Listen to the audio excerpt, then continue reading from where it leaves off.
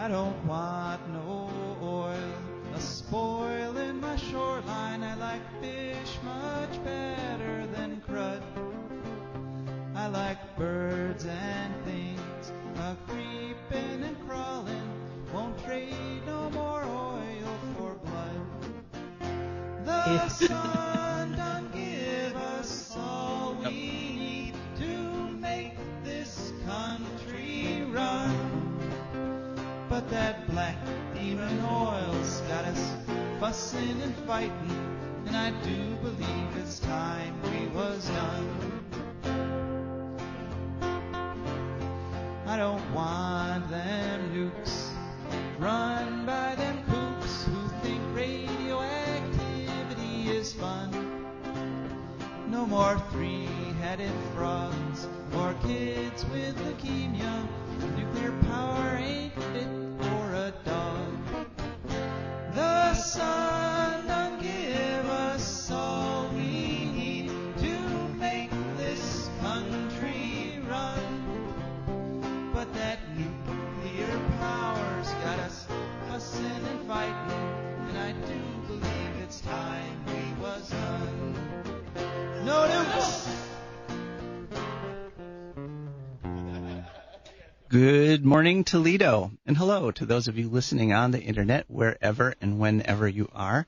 My name is Joe DeMare, and I'm here with my co-host, Rebecca Wood. And you are listening to For a Green Future. For a Green Future is a show where we talk about the environment and ecology. We talk about it in terms of how it affects you, your family, your health, your wealth, your happiness. And we try to do it in a way that we try to cover issues that you're not always going to see or hear on the news, because there's a whole lot going on with the environment. We're all dependent on the environment. And, the news can get dominated by things that really aren't that important. And so that's why we did this show. And speaking of seeing... Quit ragging on the Kardashians, Joe. I wasn't going to name them by name, but, yeah. But speaking of seeing and hearing things, one environmental thing that just happened, and this is a call-in show. We welcome your calls at 866-240-1065. And I'm asking people, especially in Defiance and Henry counties, to call in today because there was an environmental news. There was a sonic boom yesterday, about 1 o'clock in the afternoon, and the reports were coming in of windows rattling and dishes shaking, and I want to hear what you heard about the sonic boom. Did you hear the sonic boom? Apparently it was caused by a jet fighter from the 180th Fighter Wing, and they had refurbished one of their fighter jets, and they had to do the stress test on it. They had to put it through all its paces to make sure it wouldn't fall apart if they actually tried to use it. So, did you hear that sonic boom? And I'm very curious because I've actually never heard one myself. But the sonic boom battle is one that the environmentalists won. It was a big controversy back in the 70s when the environmental movement was just getting started. They developed what they called the SST, the supersonic transport. And the plans were for there to be supersonic jets going between every major city all the time. And so we'd be experiencing literally hundreds of these sonic booms every day.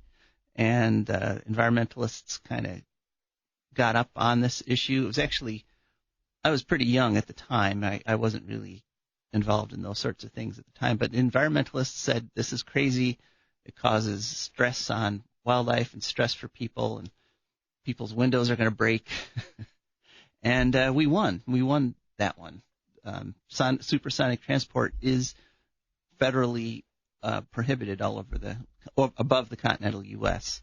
You can still do it over the ocean if you're in the mood, but the supersonic transport that did operate for a long time between U.S. and Europe actually about 10 years ago or so got shut down because it turns out it's not even really that economical, that we actually don't have to get there faster than the speed of sound, that there's nothing really that important. Shark Cathedral ain't going nowhere, people. Right.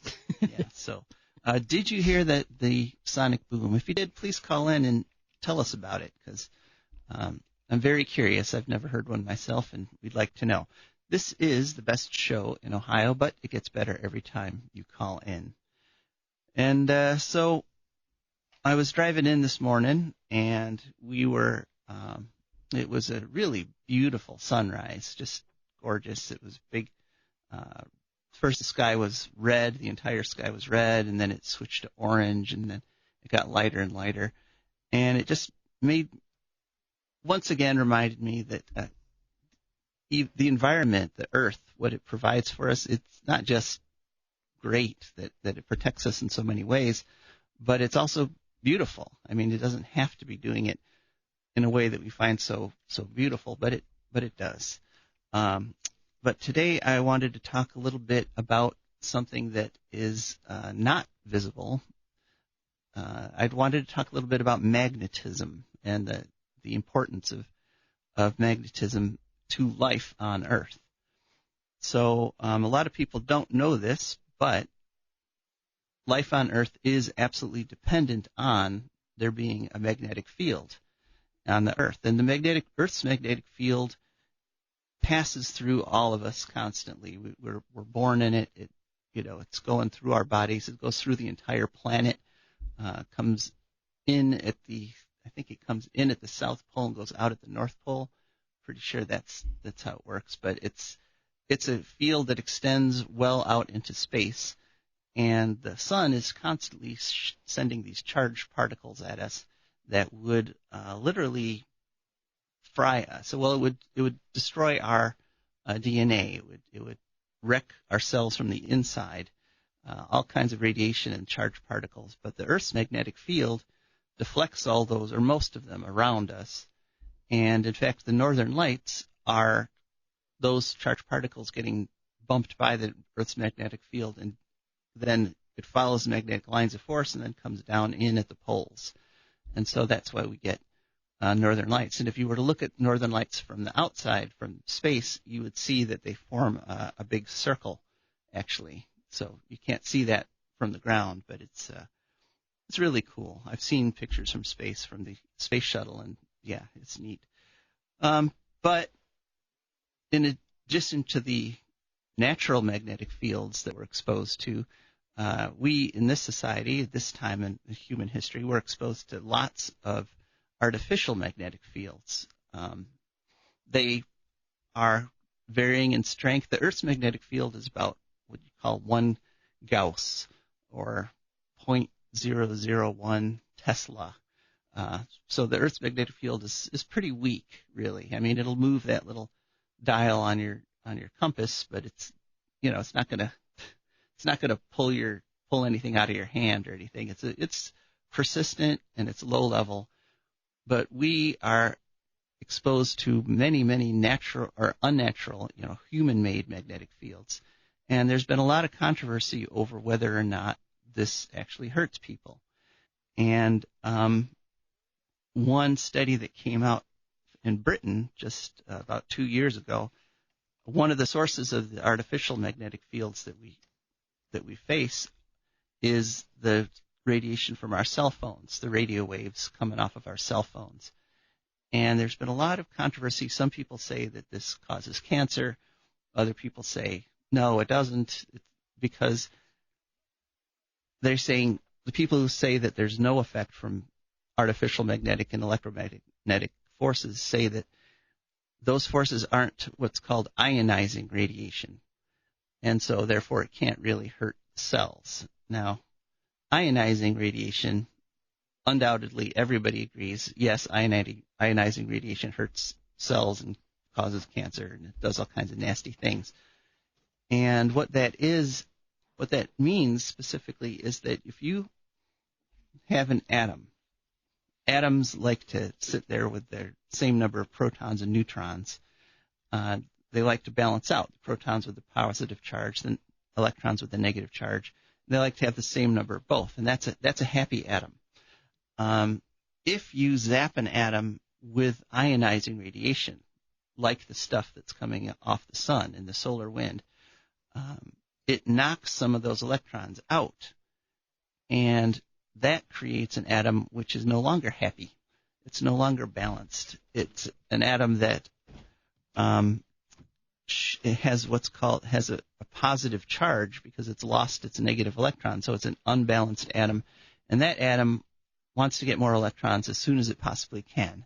So it will react with anything around it. So if you have your cells, which have all those millions and millions of incredibly complex molecules in them, and you randomly ionize some of the atoms in those molecules, they are just going to wreak havoc with all the carefully constructed biological molecules in your cell. They're going to tear them apart to try to get at more electrons, to try to balance themselves out. And so that's the mechanism where ionizing radiation kills cells, causes cancer, does nasty things. So everybody agrees ionizing radiation is bad. Now, the radiation from your cell phone is not ionizing radiation. But it is a magnetic field. It doesn't tear electrons away. It's not that strong. But it can have biological effects. But then the research is very conflicted on whether or not that actually causes cancer. There was a study done in Britain, a very large study with hundreds of thousands of men, and it did find what they found is a doubling of the brain cancer rate specifically. They were looking at brain cancer, and over the course of this study, it was like a 10-year study. As the cell phone usage increased, the brain cancer rate also increased. And the people who did that study have said that they believe that it's a causal thing, that the increased use of cell phones did in fact cause brain cancer. And I have an anecdotal evidence. I had a good friend who was an organic farmer, and he had some of the early cell phones, and he was constantly, while he was on his tractor in the fields, constantly had his cell phone up against his head, making calls to try to sell his produce and stuff, and he developed brain cancer. But the question is that a valid thing, or is this one of those after this, therefore because of this? Well, a lot of health professionals, a lot of scientists say no, it's not a causal thing, that the one doesn't cause the other. But the British survey of the cancers pointed out that that the cancer rate both doubled, and all the new cancers were all concentrated in the area right around the ear.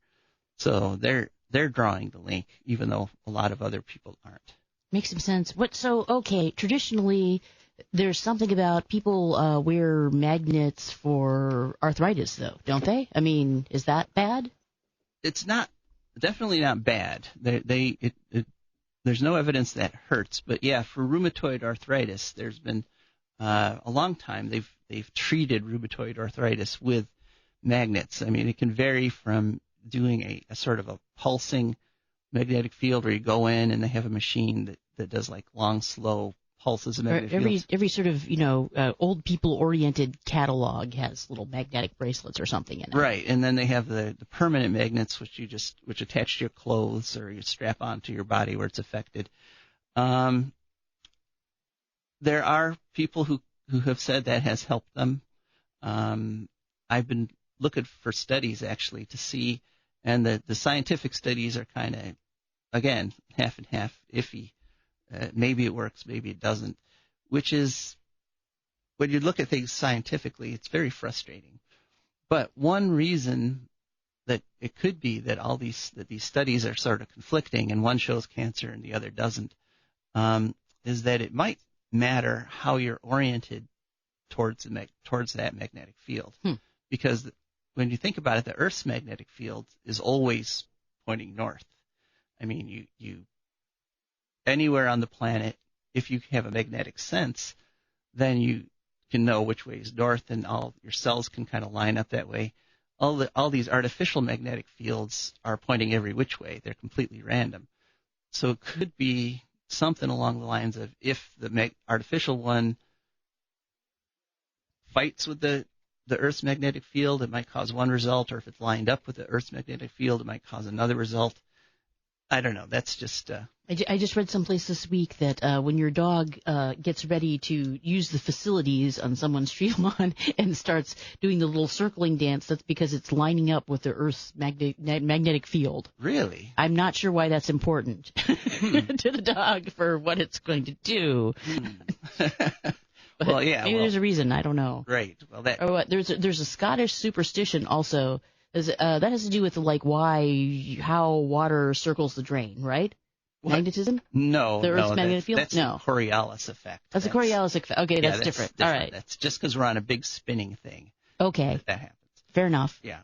But, yeah, a lot of animals, well, in fact, supposedly even humans have a magnetic sense. I mean, I read a book called The Body Electric, which has a lot of interesting things about how we generate electric fields, and we have personal magnetic fields ourselves. So that, if you ever got that fortune cookie, you have a magnetic personality. It's literally true. You do.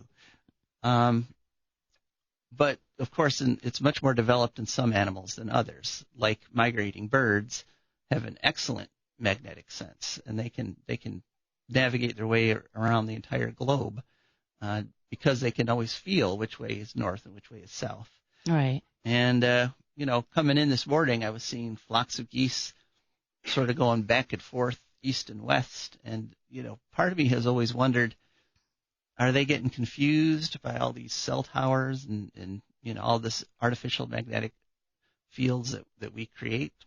I don't know. I don't know if there's any studies for that. The other theory was something about changing light prompted migration, right? So that's also kind of iffy at this point. I don't know how they know to do anything. Let's hope they have Google Maps. Lights. I don't know. Mm-hmm.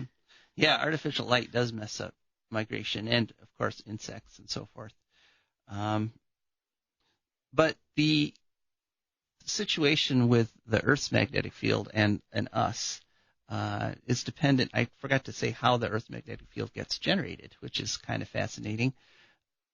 The Earth has its solid core, right, which is iron, which is under immense pressure. Above that core is a layer of liquid metal, which the pressure is not enough to solidify it, but the temperature is really high. It's molten metal. So this is what they call magma? No. This is below magma. Below not as hot? Hotter. Not as cold. Hotter. Okay. Yep. Okay. I'm trying to remember my grade school science here. Yeah. No. This is like nickel and iron. Okay. And it's hotter than the magma. It's below the crust and below the mantle. It's the outer core, it's called, and it is constantly doing the convection loop thing. It's constantly spinning around, and so flowing in circles. And when you have flowing liquid metal, that can generate a magnetic field. And so our life, the fact that there's life on this planet is completely dependent on miles and miles below our feet. There's liquid metal churning around a solid metal core, and that's what generates the magnetic field that protects all of us.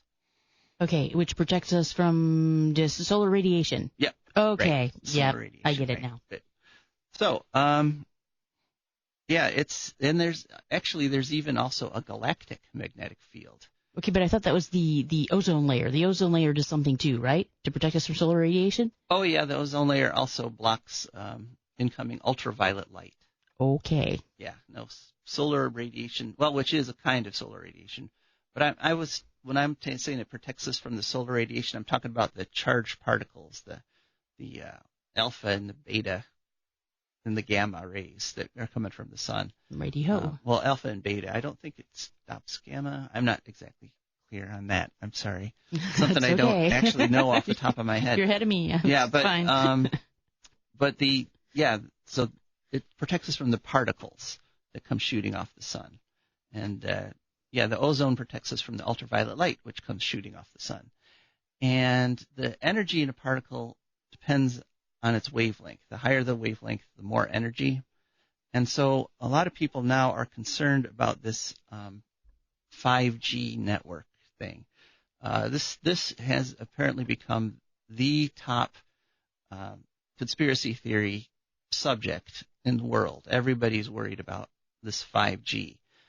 And essentially 5G is electromagnetic radiation, and it's being given off by cell towers.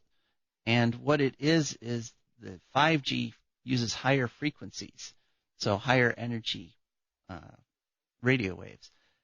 Now, it still doesn't reach the point of ionizing radiation, but the question is, can it have some effect? And there's all kinds of speculation about it. There's a lot of studies that are saying it's not going to have any effect. There's rumors flying about that if you've seen this on the internet, you might have seen this story that Japan supposedly banned 5G because of health concerns. Well, that's actually completely false. Japan is actually moving ahead with 5G radiation. They didn't ban Fukushima. Why are they going to ban this? Yeah, right. I don't know. Well, people are funny. Sometimes their nations can be ahead in one department and behind in another. So, Well, I suppose if you had to make up a story that said how horrible something was, a kind of radiation was, you'd use Japan, right? Because Japan is obviously, the least radiophobic country in the world. I guess. Yeah, so if they're concerned about it, it must be scary. I don't know. Right. But that it turns out they didn't. There's a few provinces in Switzerland that have tried to ban 5G, but the national government's all for it. So, there's no clear evidence that says this is going to hurt us. Mm-hmm. But on the other hand, sometimes when there's a lot of money at stake and there's billions and billions of dollars at stake, there's a tendency in our system to just go ahead and do it, and then 5-10 years later, just use everyone as lab rats. Oh, yeah. you know what? That wasn't a bad idea. Right. That wasn't a good idea. It's good to approach these things with caution. Now, but right now, looks like 5G is going to start up in early 2020. There aren't clear studies that show that it is going to hurt us. So, I guess at this point we have to cross our fingers. Well, that's how they get you. They keep you so busy trying to fight against the things that we know perfectly damn well are going to hurt us massively, but they've decided to do anyway that you can't even worry about the stuff that might hurt you. Yeah, I'm afraid that's true. I mean, there's things we know like lead. Mm-hmm. We know without a doubt. Lead hurts people. Yes, it does.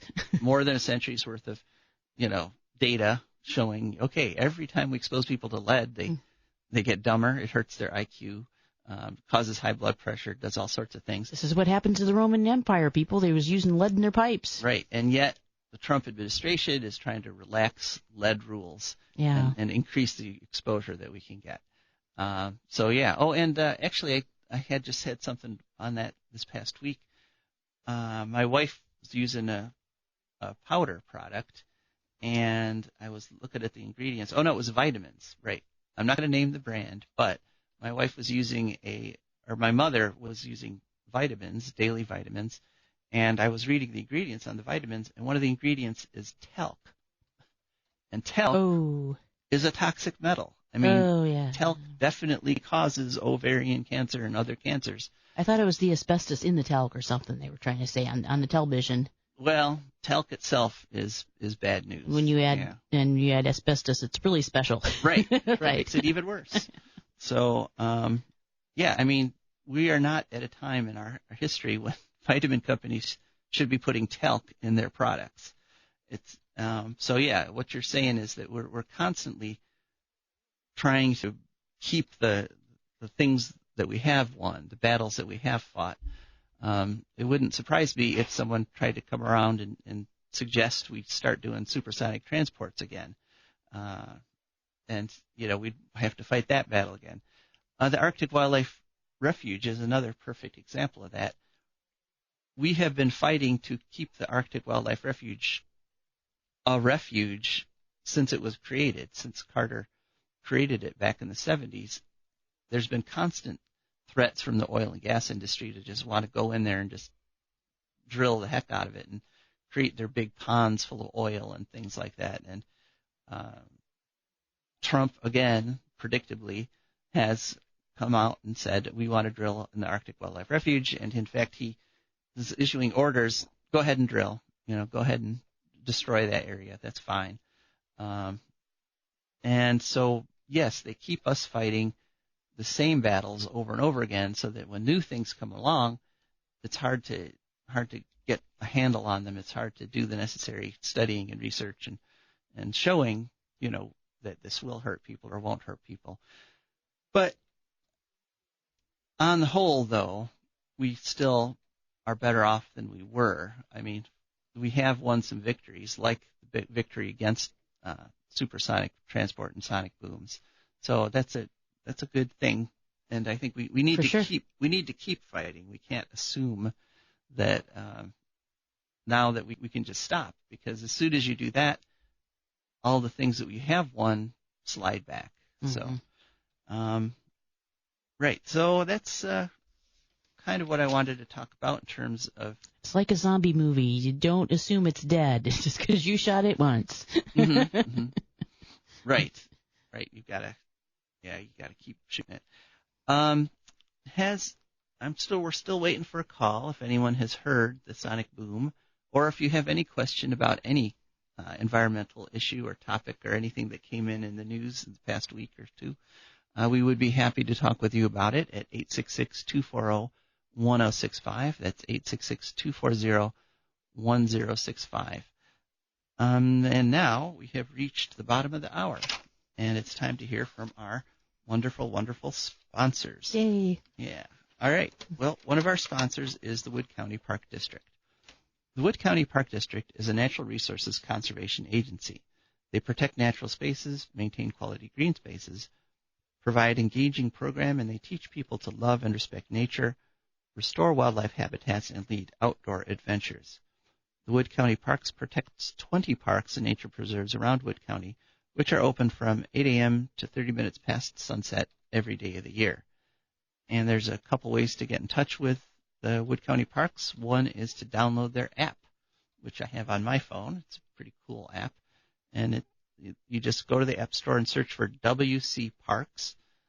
Also, you can call them at 419-353-1897. That's 419-353-1897. And you can go to their website, wcparks.org. And this week coming up, they're always busy there at the Wood County Parks, and they have a few events coming up that I'd like to announce. One is this Wednesday, December 11th, from 6:30 to 8. They're going to have what's called a Long Nights Full Moon Walk, and that's at the Bradner Interpretive Center, 11491 North Fostoria Road in Bradner.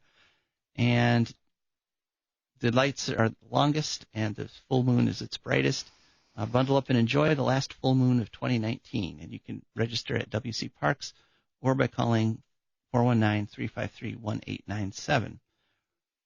Then on Friday from 10 a.m. to 11:30 a.m., they have another event in their homeschool program. They provide educational experiences for homeschoolers, and this one's at the WW Knight Nature Preserves, and it's going to be an off-trail hike. And so they're going to head off the trail, and they're going to look for signs of animals, and they're going to enjoy the winter woods, and they have a nature play area there that they're going to visit. So once again, you register by calling wcparks.org. And one more event, I believe, yes, and that is there are coming up on the 13th also, they're going to have the Geminid meteor storm. So the Geminid meteor showers this Friday. It's considered one of the best annual meteor showers. And they're going to allow you to go to the Carter Historic Farm, which is at 18331 Carter Road in Bowling Green, which is a nice dark area. And bring a thick blanket and bring a chair, and you can sit under the stars and watch the meteor shower. And once again, register at wcparks.org. Okay, our other sponsor is DeMare Consulting. DeMare Consulting is a computer consulting company. They will come to your home, and they'll help you with any computer problem. I just saw on Facebook the other day, someone said, well, what's the best way to back up my computer? And people were talking about, well, use cloud storage. But my personal experience with cloud storage is not a good one, because if they lose your your backup, it's gone forever. Oh, geez. Yeah, and I have cloud storage on my phone, but somehow it lost 2016. Oops. Yeah. A whole year, just that year. Yeah, that year. I don't know. Well, yeah, and that happened to be the year I was running for U.S. Senate on the Green Party line. And so the cloud storage just completely failed me. Luckily, I use a backup. I use a terabyte backup drive, a removable terabyte backup drive. So if you need data backed up, if you want to make sure your pictures are safe, this is the sort of thing DeMare Consulting can help you with. They can also help you with any other sort of problem you're having, whether it's operating some software that you've got, or if your power supply went out and you need a new one. Just give DeMare Consulting a call. So that's DeMare Consulting, DEMARE, then the word consulting.com, or you can call or text them at 419-973-3000. So DeMare Consulting for all your home computing needs. All right. So now we are on to the part of the show where we talk a bit about some environmental stories in the news. And we have, we were one of the first places around here to report on the terrible fires they're having in Australia. Well, those fires are continuing, and in fact, they're getting worse. Oy. Yeah. Right now, Sydney is just a thick yellow blanket of smog caused by these fires. And the terrible thing about them, you know, you might think Australia is like not deeply forested. You know, it's kind of a scrubland. All you need is grass, though, to can get a fire going. Right, exactly. Dry, really, really dry grass. And they've got a lot of that. And, you know, the ground itself is burning. They're sheep herders. Mm-hmm. And so this is a predictable consequence of global warming. It's one of the things that was predicted in the models, that things would get hotter and drier in many places, and there would be more fires. And then, of course, those fires release carbon into the air, and carbon, you know, is one of the main drivers of the greenhouse effect of the global warming that's going on. And in fact, Oxford Dictionary just this past week announced that the word of the year, the phrase of the year, going into the dictionary next year is climate emergency. Wow, yeah, that works. Yeah. It is an emergency. Yeah, it's pretty timely. And in fact, the amount of carbon, the rate that the carbon is going into the air is also accelerating. There was a study done in 2017. At that point, we were at 405.5 parts per million of carbon in the air. And now, 2019, we're at 407.8 parts per million. And you're thinking 2.3 parts per million, that's not that big of a jump. But that's 2.3 parts per million of the entire atmosphere of our planet. So that means everywhere. And that's millions and millions of tons of carbon dioxide into the air. So that's not good news. There's some possibility that we could make a little bit of good news, though, that the Ohio State Legislature, the House, we've reported on before that they're proposing a ban on plastic bag bans. Right. Yeah. Let me let you work through that one again. All over the country, cities and municipalities are banning plastic bags.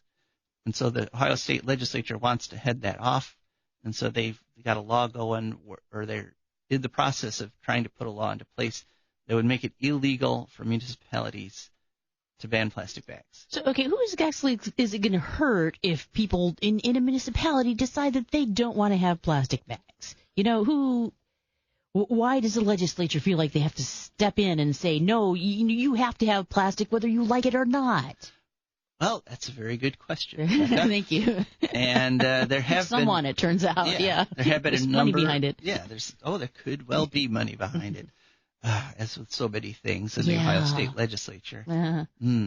Yeah, they should probably just hand out price sheets, you know, when you walk in, just in case that's what you want to do, buy a law while you're there. There you go. But in answer to your question, a lot of municipalities have banned plastic bags, and they have not collapsed. Yeah, it's okay. Right. New York still there. Yeah, New York City still has millions and millions of people.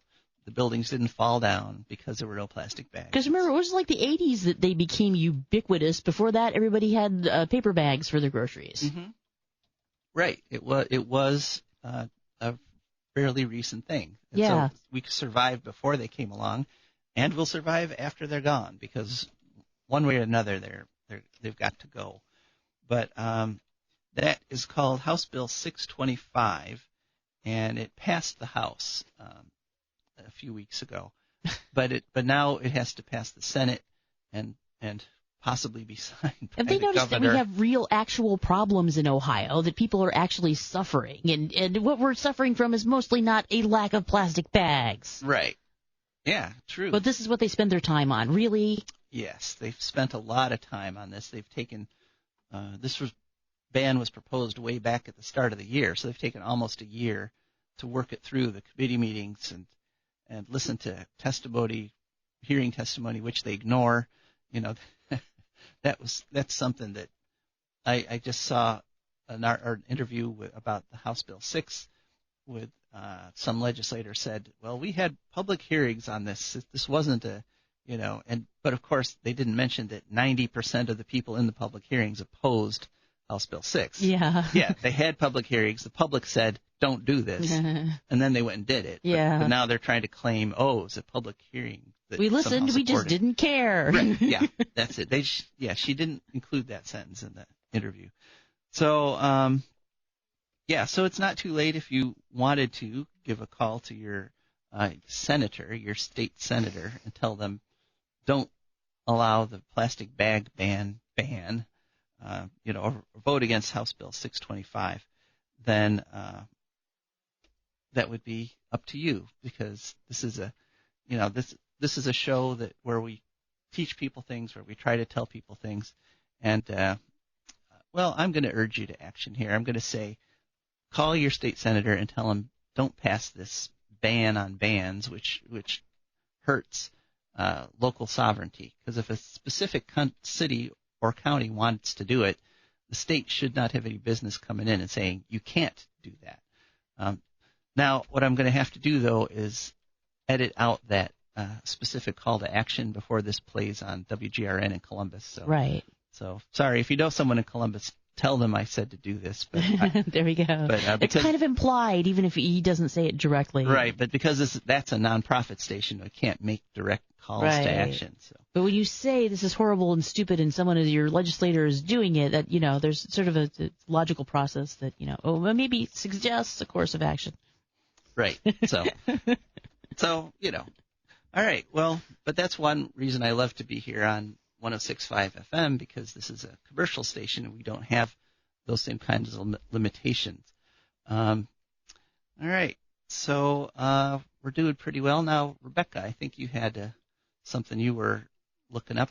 Is that correct? Oh, what, the thing about Swedish recycling? Swedish. Yeah. Well, okay. There's sort of good news, bad news. In Sweden, they're running out of garbage. This is because which is in a way a good problem, but this is because they're burning garbage to make electricity, which they say does not generate any carbons in the atmosphere. I don't know. It's smoke. It's all carbons. What you going to do with that? I'm a little skeptical, but yeah, they're importing garbage from other places, including Great Britain, apparently, which is not doing as well. The good news is that under 1% of waste has gone into Swedish landfills for the past, I think they said around 20 years. Wow. So that's good. They've done other progressive things, like they've in 1991 they started issuing heavy taxes on fossil fuels, which is good. And half their electricity is sourced from renewables, apparently. So yeah, so they're on ahead their of way. us. Yeah. They're doing, yeah, they're not sort of ideal model, but yeah, that technology of landfills, the idea that you dig a hole in the ground and just put everything in there. That worked pretty well when we were in little, villages of Yeah. 20 people or something. Yeah, and even then it only kind of worked. Yeah, you had to keep moving every year or something. Right, those trash mounds would get so big, you'd have to head out. So yeah, we shouldn't be doing that in the 21st century. That's now the big difference is they do plastic liners on these dumps now. They dig the huge hole, they put down sheets of plastic, and because plastic lasts forever and will never develop leaks. Right. Well, unfortunately, they do. I mean, every dump eventually leaks because that plastic. It kind of demonstrates just how sad our waste recovery technology is. That it's kind of like this gesture. It's like, oh, well, we'll put plastic down. There we go. Yeah. Right. I mean, it's kind of like if there's a leak in your house and the water's coming in your bedroom every time. So if you figure, well, if I just take a plastic bag and tack it up there and aim it like this, the rainwater can go into this wastebasket, and then I dump it. Or like the arguably unwise thing that I do a lot, where I go out to dinner, perhaps, for my beginning of the month treat, and go to a Chinese restaurant, and you know how Chinese food is. It's just very, very drippy. Mm-hmm. It's got sauce. Right. Yeah. So I ask them can I please have a plastic bag to put that in, and so I wrap it up in the styrofoam and the plastic and tie it off and put it in my purse. And does that solve all the problems? No, I'm here to tell you it does not. Yeah. Terrible things happen sometimes. I can picture that, right? If you see me around in public and I'm giving off a distinct odor of month-and-a-half-old mushu, that's why. Mm-hmm. Right. Well, and it's exactly the same with the landfill. Yes. I mean, it will eventually leak. They all will. Don't use strategies on that level that are adopted by Becca. I'm telling you, it's not a good idea. Mm-hmm.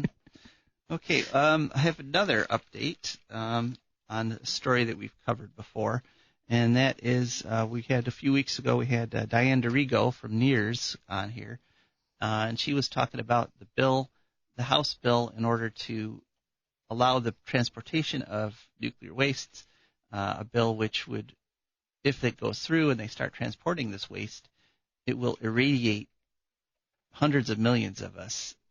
And it will not just zap us once as one truck goes by. It'll zap us hundreds, maybe thousands of times because talking about radiation again, that gives off what's called gamma radiation. Everybody just needs to keep their ions to themselves. Yeah. Yeah, in gamma radiation, there's three kinds of radiation. Okay, alpha, beta, and gamma. And alpha radiation is essentially like a helium atom or a helium nucleus. It's positively charged, and so when it shoots out of an atom, it immediately impacts whatever it hits and takes those electrons away and ionizes it, and it's done, which is it's got a lot of energy, is very destructive, so if it gets inside you, an alpha emitter can do tons of damage. But the only good thing about it is it's easily shielded. You can stop gamma with just a few sheets of paper, or alpha. You can stop alpha with just a few sheets of paper because it's so highly charged that it only penetrates a little ways. Now, beta can penetrate farther. Beta, you start needing some lead shielding and some concrete in the way. Gamma is extremely difficult to stop. Gamma radiation is just energy. Alpha and beta are particles. Gamma, stuff that made the Hulk, is just like a ray beam. It just shoots through whatever. And so as these trucks are driving down the road, the gamma radiation is literally just going to shoot out of them and hit whatever's nearby. And they're talking about hundreds of thousands of trips with these trucks over the most crowded highways and byways in the country. And so they literally, it's a plan to irradiate America. And the news on that one is that it has gone through the committee process. It went from a subcommittee to the main committee, and now the main committee's supposed to vote on it. So it's moving forward. It hasn't stopped yet, but it also hasn't been passed yet. If it gets through the House, probably the Senate will vote for it, And, if it gets through the House and Senate, definitely Trump will sign it because he stated that he wants this to happen. So it's not too late, again, to give your House of Representatives member a call and tell them, don't allow this mobile Chernobyl bill to go through. The thing is, of course, it's bad for humanitarian reasons when people become ill and have to be cared for and have long, slow, languishing illnesses. But it's also pretty bad economically because someone has to take care of them. Mm-hmm. We already have a problem where we have the baby boom generation and lots of old sick people, maybe more than there have ever been before, and fewer people in the middle to care for them. Mm-hmm. Yeah. What's going to happen when we generate more and more sick people? Right. Anything we do who are spending more of their life sick because they'll be getting sick much and disabled much earlier in life. Mm-hmm. Yeah. Anything we do that causes additional cancers and radiation and health problems, it just has a ripple effect on the whole society, the whole culture. And, so this is an extremely irresponsible idea that you're going to take all this nuclear waste away from the power plants and put them in an interim storage and then maybe move them again from the interim storage to a quote-unquote permanent repository. But we could still fight it, and we need to fight it. So I guess that's some good news that it has not just zipped through the Congress yet. I think they're busy with other things. I'm not sure. There's some other issue going on with this House. Yeah.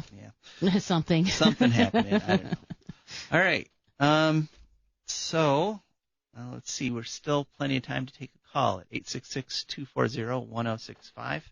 And if you've been listening and you're wanting sports, if you're like, this is my sports station, don't worry. Mick Gonzalez and the Cheap Seats are coming along. They'll be here promptly at 9, and we'll be going back to sports. But now, for just a little bit, we're going to continue just a few more minutes on ecology and the environment. All right. Well, and if you're a regular listener, you know that one of the things that we talk about for a green future is the green future, because we get a letter every week. Oh, boy. Yes, from my great-great-granddaughter, who's living in the year 2299, and describing the green future. So here's this week's letter. Dear GGG, greetings from space. We are still on our way to Mars, and I can't wait to see my brother Sam. Our solar sail spaceship has picked up incredible speed, but soon we'll be using the Martian atmosphere as a brake so that we can slow down enough to land on Mars. It's going to be very dramatic. The whole ship will be engulfed in flames, and we'll have to do several orbits like that because the Martian atmosphere is so thin. It's been amazing traveling through outer space, and I've been getting in great shape. We have to exercise 3 hours every day to keep from losing bone mass. And I've been keeping in touch with my lab. Things are going well back on Earth as we try to take care of your generation's nuclear waste finally. But I'm really excited and looking forward to being on Mars. Love, Marie I. So, short letter, I guess, when you're on a trip like that, you just dash off a postcard or something. And, yeah. All right. Still time for calls at 866-240-1065. We've got some interesting shows coming up for you in the next couple weeks. Hopefully next week we're going to have an interview with somebody from the Center for Biological Diversity. And I don't know if you've heard of them or not, but they are right there challenging the Trump administration on a whole bunch of these environmental issues. I mean, and they've won a number of court battles. It's kind of sad, but the courts seem to be becoming our last defense of the planet, because Donald Trump has issued many executive orders saying things like open up this area for natural gas drilling, and just completely disregarding the normal processes for doing that, just saying, I'm president, I want drilling there, open it up. And he's been challenged a number of times in courts, and he's lost because, he basically broke the law, doing it the way he did it. So they've been able to stop a number of the worst things that have been proposed by this administration. And specifically next week, we're going to have a guest from Center for Biological Diversity who's going to talk about the Endangered Species Act, because Trump has essentially said, let's get rid of that. Yeah. Yeah. Endangered species, wolves, bears, who really cares about them? And, so that guest is going to tell us all about what they're doing on that issue. But they're a really good group, Center for Biological Diversity. They're right in the front on a lot of these fights.